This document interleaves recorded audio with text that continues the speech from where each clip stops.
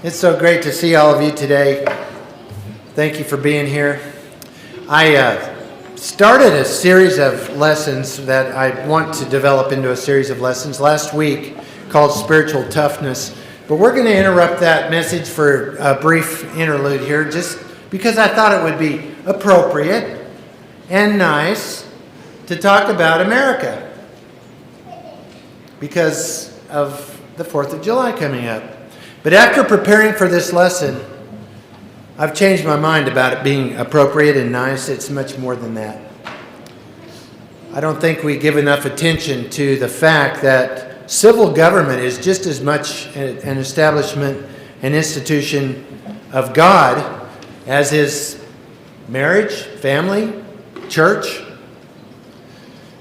Very early on in the scripture, after God had brought a flood to destroy the earth and the inhabitants of the earth because of their wickedness and especially violence, when Noah got off the ark, we have a new covenant. God gave 7 laws, the laws of the Noahic covenant, that established the first recorded civil government that we know about. Centuries later, we read in the New Testament about the fact that civil government is an institution of God. The passage that Jonathan read a moment ago makes that so abundantly clear, that those who serve in positions of authority are appointed by God to protect the innocent, to punish the guilty, the criminal, the evil one, and to promote law and order and peace. Paul wrote to Timothy in a passage that wasn't included in the reading, but is nonetheless a profound statement of the fact that we should pray for those who are in positions of authority. And during the time that Paul wrote that, of course, the Romans were in power and dominated Palestine. So Paul was asking Christians, and Timothy in particular, to pray for a pagan dictator, Caesar. Yes, he was. So that we might live quiet lives and live in peace and serve God in that peace. That's 1 Timothy chapter 2. Then the passage that Jonathan read from Proverbs. Righteousness exalts a nation, but sin is a reproach to any people. We may not talk about it often or take note of it because it can be a little mysterious and it can be a little subtle. But God's providential sovereignty over the world is obvious in the stories of history. When we study history from a spiritual and biblical perspective, history becomes His story, God's story, of how kings rise and fall, and the plans of men may fail. God's plans do not fail. In Psalm 33, David wrote, "Blessed is the nation whose God is the Lord." These statements about godliness and national security are often cited with reference to America. Some have called America, in fact many have, a Christian nation, founded on biblical principles. That's quite a claim. Some dispute that.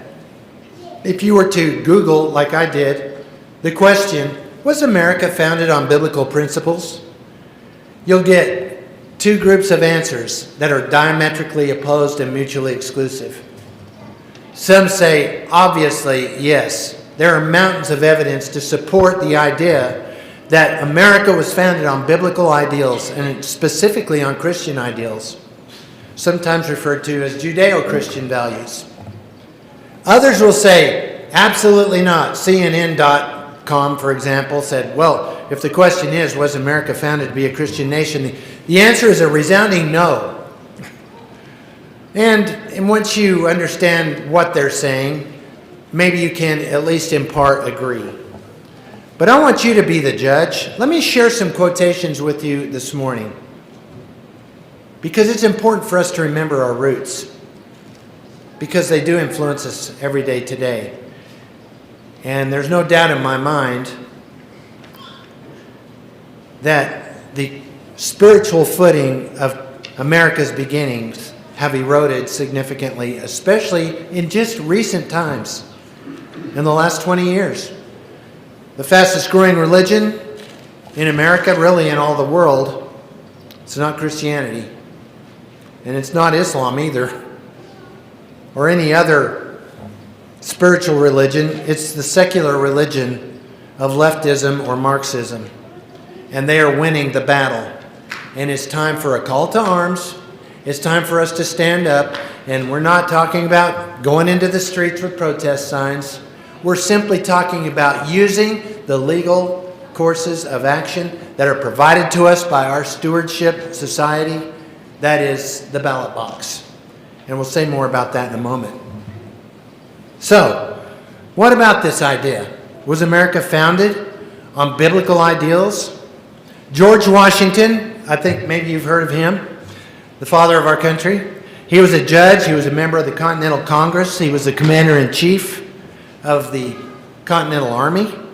He was the president of the Constitutional Convention and, of course, the first president of the United States. Said, "You do well to wish to learn our arts and ways of life."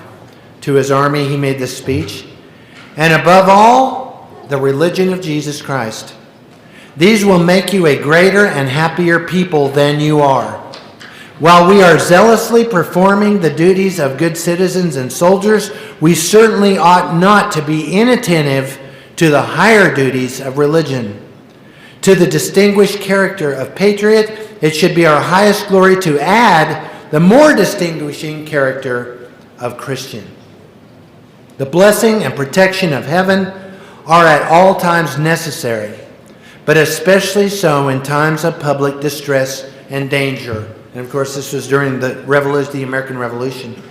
"The general hopes and trusts that every officer and man will endeavor to live and act as becomes a Christian soldier defending the dearest rights and liberties of his country. I now make it my earnest prayer that God would most graciously be pleased to dispose us all to do justice, to love mercy, and to demean ourselves with that charity, humility, and pacific temper of the mind which were the characteristics of the divine author of our blessed religion." Some have charged that the founding fathers were deists at best, or atheists, in fact, not religious men at all. That is a fabrication. And it becomes pretty obvious when you consider some other quotations. This one from Samuel Adams, who was a signer of the Declaration of Independence and is known as the father of the American Revolution, ratifier of the U.S. Constitution, and governor of Massachusetts. Adams said, "I rely upon the merits of Jesus Christ for the pardon of my sins. The name of the Lord, says the Scriptures, is a strong tower. Thither the righteous flee and are safe." John Adams, signer of the Declaration of Independence, judge, a diplomat, one of two signers of the Bill of Rights, and the second president of the United States, said, "The general principles on which the fathers achieved independence were the general principles of Christianity. I will avow that I then believed and now believe that those general principles of Christianity are as eternal and immutable as the existence and attributes of God." A statement of the second president of the United States that is no longer in the history books that our children are taught from. Without religion, Adams continues, this world would be something not fit to be mentioned in public company. I mean, hell. The Christian religion is, above all the religions that ever prevailed or existed in ancient or modern times, the religion of wisdom, virtue, equity, and humanity. Suppose a nation in some distant region should take the Bible for their only law book, and every member should regulate his conduct by the precepts there exhibited. What a utopia that would be. What a paradise would result. Think about that. That is so true. If everyone would follow the Ten Commandments, what a society, what a good society it would be. Just as an example, the Ten Commandments. And Adams closes this quote by saying, I have examined all religions, and the result is that the Bible is the best book in the world. So, I have several more to share here, and I'm going to share some of these, maybe not all, because I know we always have to, remember the clock. So, I don't want to abuse that, but let me just say, there's a mountain of evidence to support the idea that the Founding Fathers were devout in their faith, specifically in Christianity. And that's not to say they were trying to establish a theocracy in America. Of course they were not.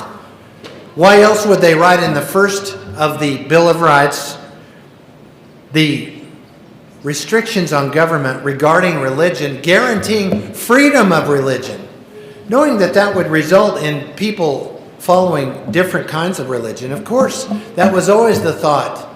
Because in the Christian religion, it's the individual heart that is converted, and not with a sword at his throat. As a matter of free will and conscience, the facts of the gospel are presented, and some respond and believe, and some do not. And the Founding Fathers understood all that. We're not talking about a theocracy. That criticism is made by some on the left nowadays, the godless left, which claims, this Christian nationalism, it's the greatest danger to our country. It's a ridiculous bit of fabrication, and I just get so frustrated when I hear some of our leaders say things like that. I'm going to skip one or two here, but I'm going to go on to Thomas Jefferson. He was a signer of the Declaration of Independence, a diplomat, governor of Virginia, Secretary of State, and the third president of the United States.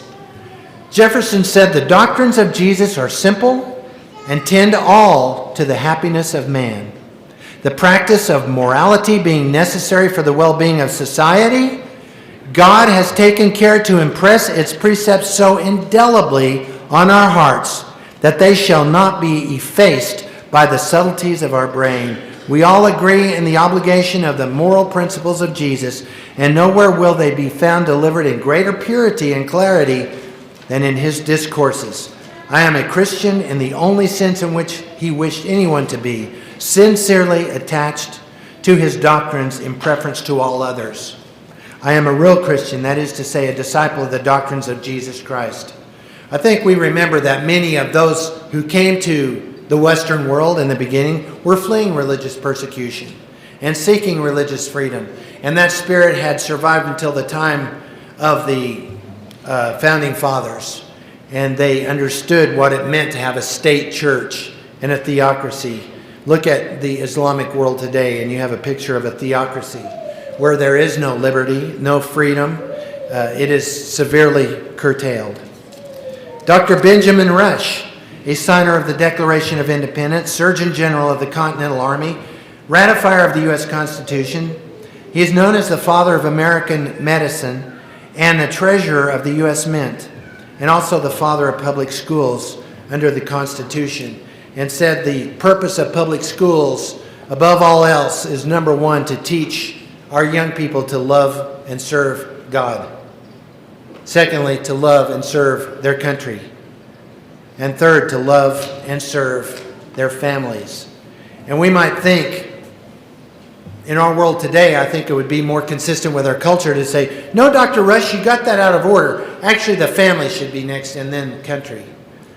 But what hope does the family have of survival if the society crumbles, declines, and offers no protections to the family?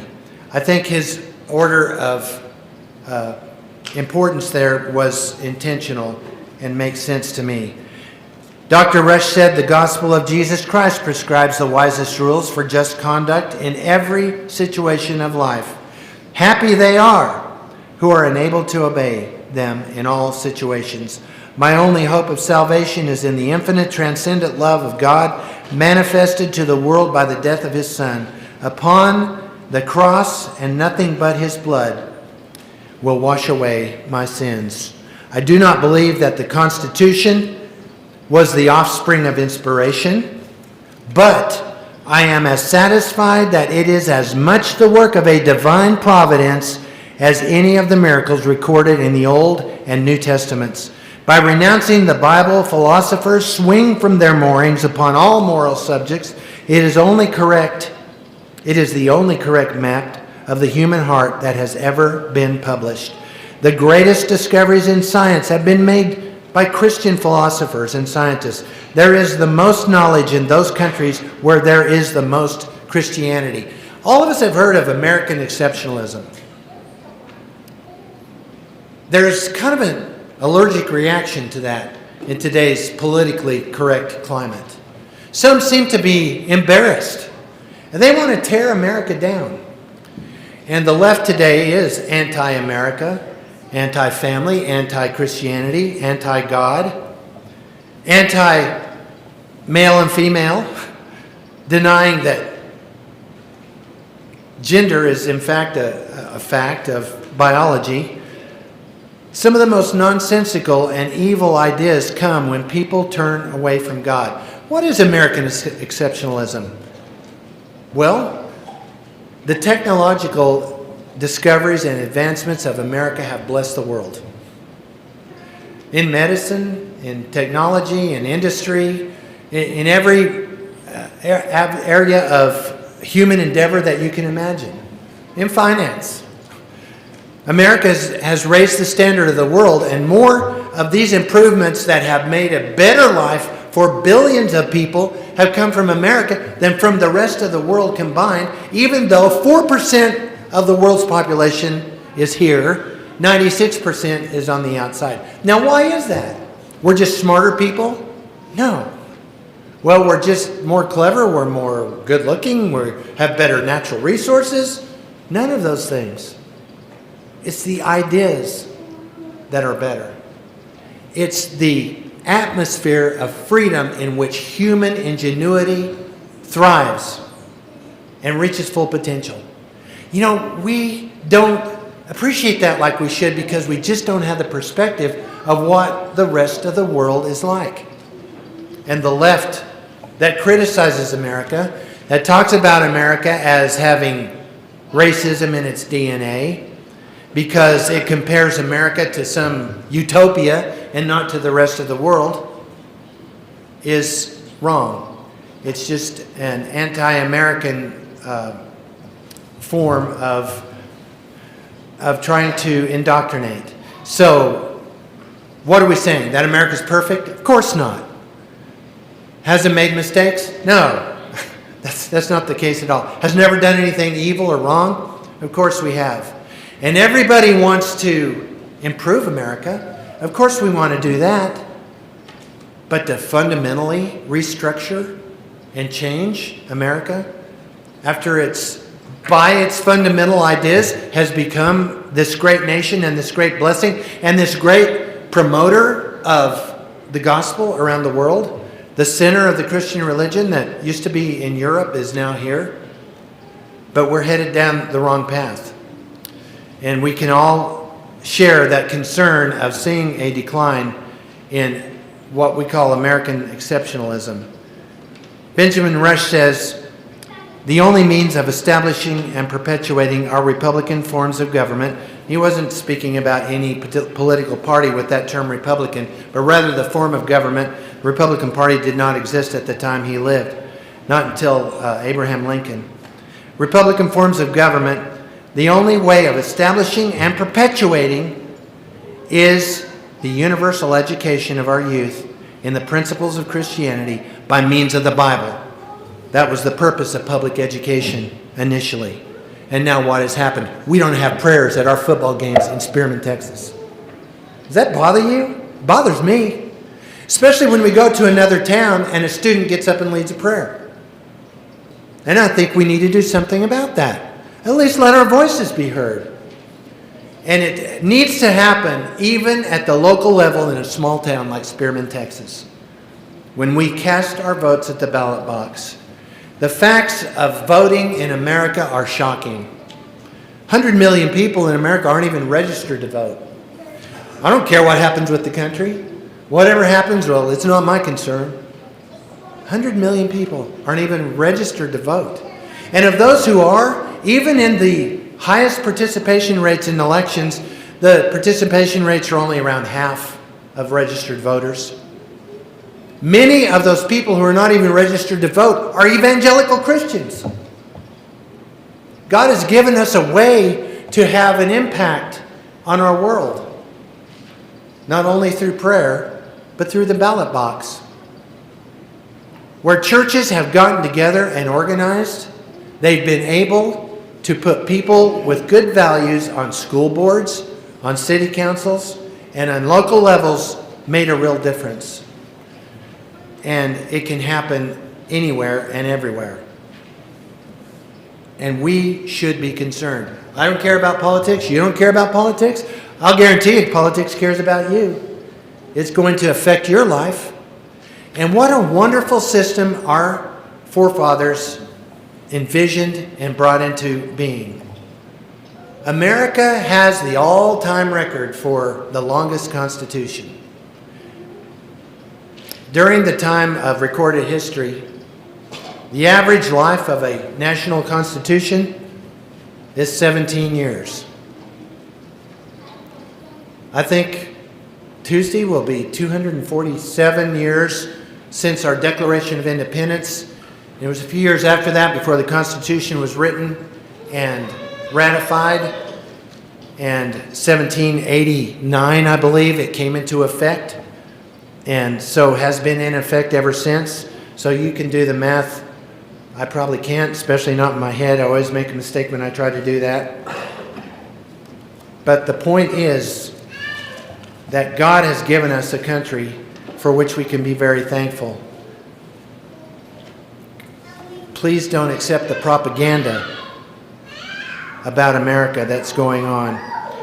Of course, we want to have a realistic view of what our country is, but the potential and the good that's there is much greater than the bad.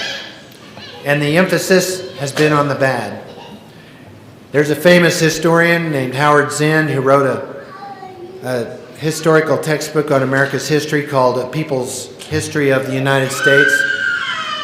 And he gave America all F's. He focused only on the mistakes and on the negatives, and feels like the world would be better off if America had never existed.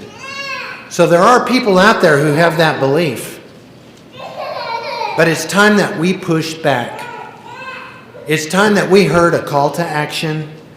It's time that we realize that it should involve every single person, because that's the system we live in, where we can be a contributing citizen. Another quote, from this one from Joseph Story, who was a U.S. congressman and is known as the father of American jurisprudence. He was a U.S. Supreme Court justice appointed by President James Madison. And I like what he said, so I wanted to share this one with you too, even though you may not have heard of this particular founding father. One of the beautiful boasts of our municipal jurisprudence is that Christianity is a part of the common law. There never has been a period in which the common law did not recognize Christianity as lying at its foundations. I verily believe that Christianity is necessary to support a civil society and shall ever attend to its institutions and acknowledge its precepts as the pure and natural sources of private and social happiness. We've just had it so good for so long, like a cat drowning in an ocean of cream, too much of what we want and maybe not enough of what we need, that we fail to remember, to recognize, and to appreciate the tremendous blessings that we enjoy by being a part of this country, and the tremendous debt of gratitude we owe to those who've gone before us. Not just those that we remembered on Memorial Day and just about a month ago, but also to the genius of the founding fathers. Richard Henry Lee, who was the one who made the initial motion to withdraw from Britain, made a statement that the Constitution and the Declaration of Independence were almost exactly copied from a book by John Locke called The Two Treatises. John Locke was a philosopher, And the book did have a tremendous influence on the Founding Fathers. Many of the ideas came from there. Locke, in his book, The Two Treatises, cites the Bible over 1,500 times. It was a tremendous influence in his life. If time would permit, we could look at more quotations from Founding Fathers, like John Witherspoon, Elias Boudinot, and I do think I will share that one because it's particularly good. Charles Carroll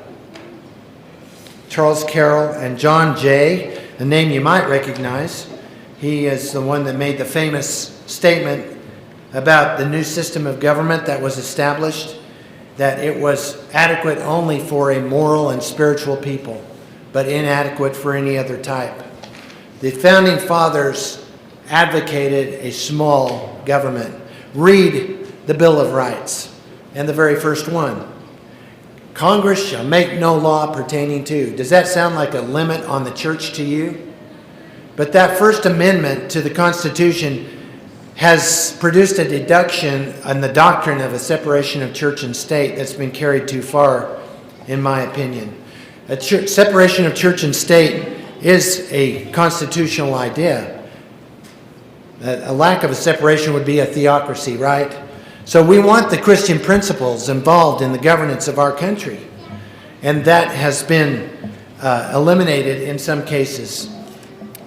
My wife reminded me this morning about a story that was told. I don't know if it's apocryphal or true, but a man was praying to God about all these horrible school shootings. And God, how could you allow this to happen? How could you leave us to this kind of violence? And he said, I didn't leave you. You kicked me out of your schoolhouse. So maybe it is an apocryphal story, but I think that makes a pretty powerful point because that's what has happened in our society. It's time to stand up and turn some of these things around. And it is happening. Even in big cities like Seattle, Denver, Houston, Dallas, where school boards have been regained by a cooperative effort between people who want to restore good values and do away with some of the programs like critical race theory or the transgender movement that is turning upside down a lot of the values that we want our young people to have. And it has been subtle in some cases, but here of late, not so subtle. As those, for example, in the Black Lives Matter movement have openly said that they are Marxists, and that includes the idea of a secular, godless view of man and government, one that wants to undo and sow chaos in all the basic institutions of our country. Okay, so now if I can find this quote by Elias Boudinot, a name I hadn't heard of, but listen to this.